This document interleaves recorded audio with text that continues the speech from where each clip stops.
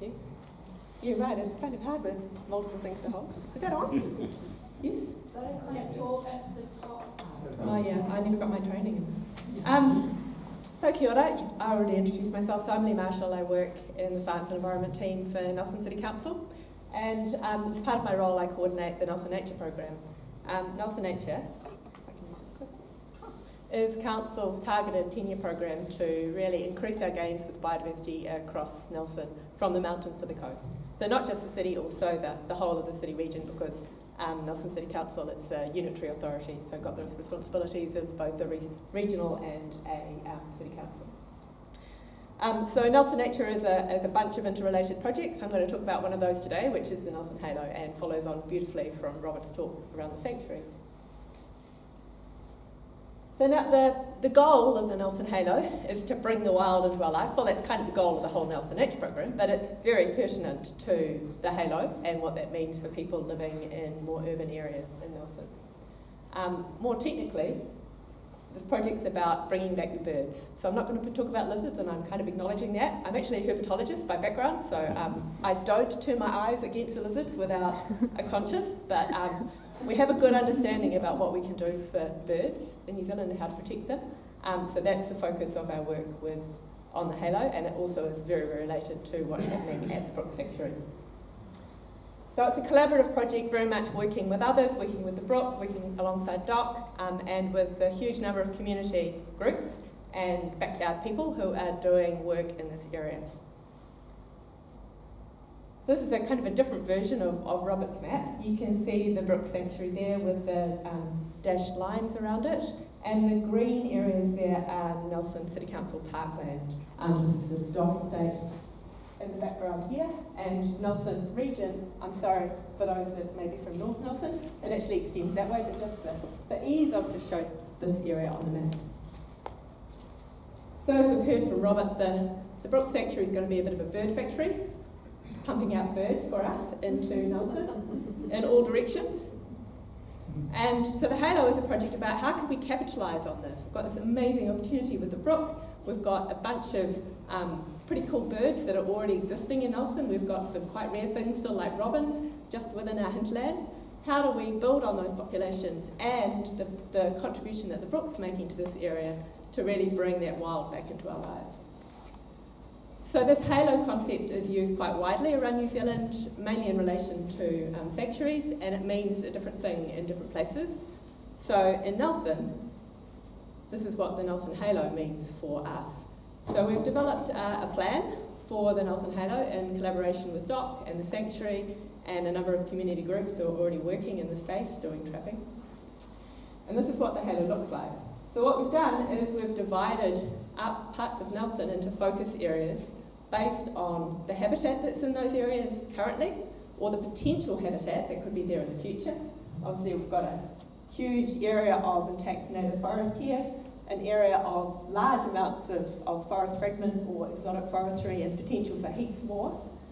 The kind of the more urban part of Nelson here, and north of Nelson where there is actually a lot of forestry, forest and livestock rocks in the north of Nelson as well.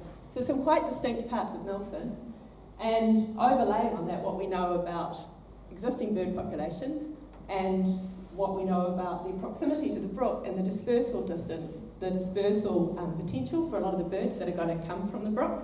We've created these areas. And when in those areas, we can probably expect different outcomes in terms of what kind of species are going to breed in those areas. So we'll have other things popping up in different areas, but these are probably in an area that's close to the Brook with pretty good habitat or potential for awesome habitat. We're going to get a different suite of species than we will in these more urban areas that are further from the Brook, and we can do quite a lot for habitat, but we'll never reach those same levels of quality as we would in these areas here. And based on that, it gives us a bit of an idea of what we need to do in those areas to make these different parts of the Halo reach their most potential for those species that are going to come from the Brook and are already there in the future.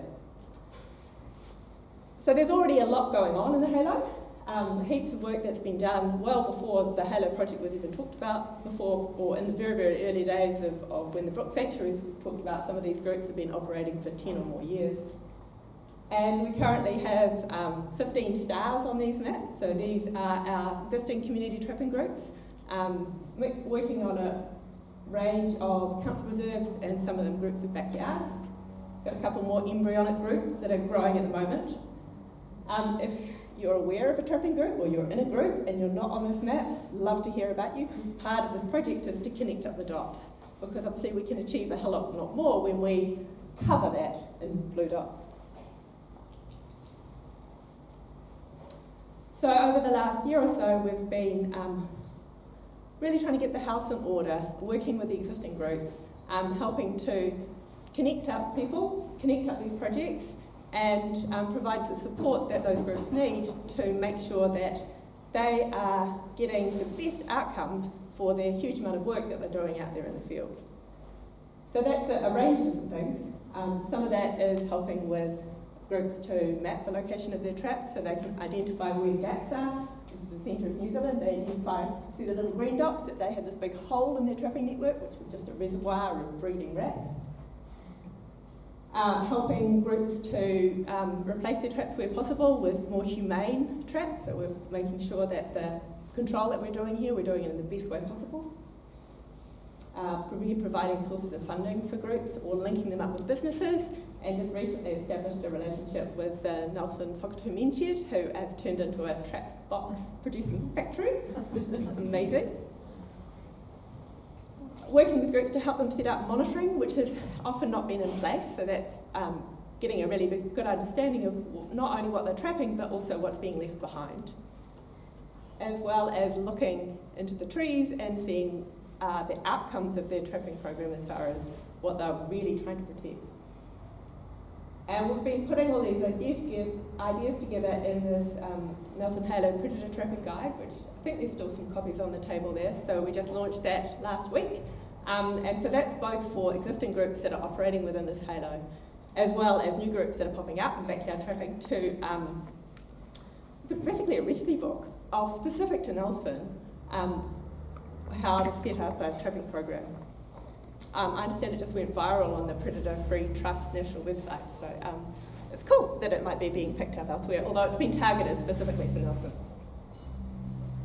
Also trying to work to grow those groups together, to share expertise, because there's a huge amount of knowledge there's a huge amount of knowledge in this room, a lot of you are trappers, and it's a great opportunity to share experiences and knowledge between groups. So I've been having some training with the groups together, or some groups helping out other groups to set up, for example, trap networks. An important part is making sure that the groups are sustainable, so attracting new members or bringing more people in. This map is now outdated, so we need to add a few more groups because they keep on popping up. And so where to in the future? This is where we are currently as far as community trapping. This is where we want to be, with a real focus on this core area here where we can potentially achieve a huge potential. And if we get this area and this core really humming, it's going to have incredible spillover into the surrounding areas of the city as well. And of course our CBD is right on the edge of that. Yeah. So encouraging trapping groups to adopt spots on council reserves or start drone trapping in their own backyards. Some neighbourhood trapping groups starting to appear around Nelson. And the Halo isn't just about trapping, it's not just about killing pests, it's also about ensuring that the habitat for these birds is available and improving the quality of their habitat there.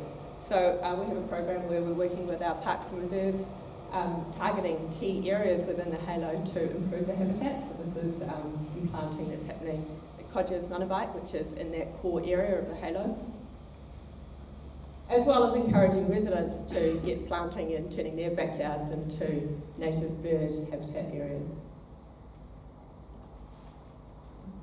Also wanting to, increase the awareness of our community to the special creatures that are around us and the positive impacts of the Halo. So that involves things like participating in the Great Kuru Count, which Stephen mentioned before. Really cool national initiative, And over the last couple of years, we've been really pushing this in our community. And you can see that this is the number of individual records.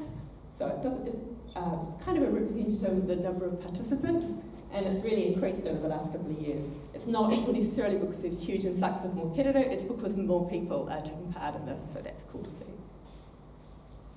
And our bird counts that I mentioned before in the question time are part of that feedback loop of actually how are we doing over time. So we've got 5 years of data at the moment. We're at the stage where we're just getting that analysed for the first time to see. We're not really expecting any trends at the moment. That's more like a baseline.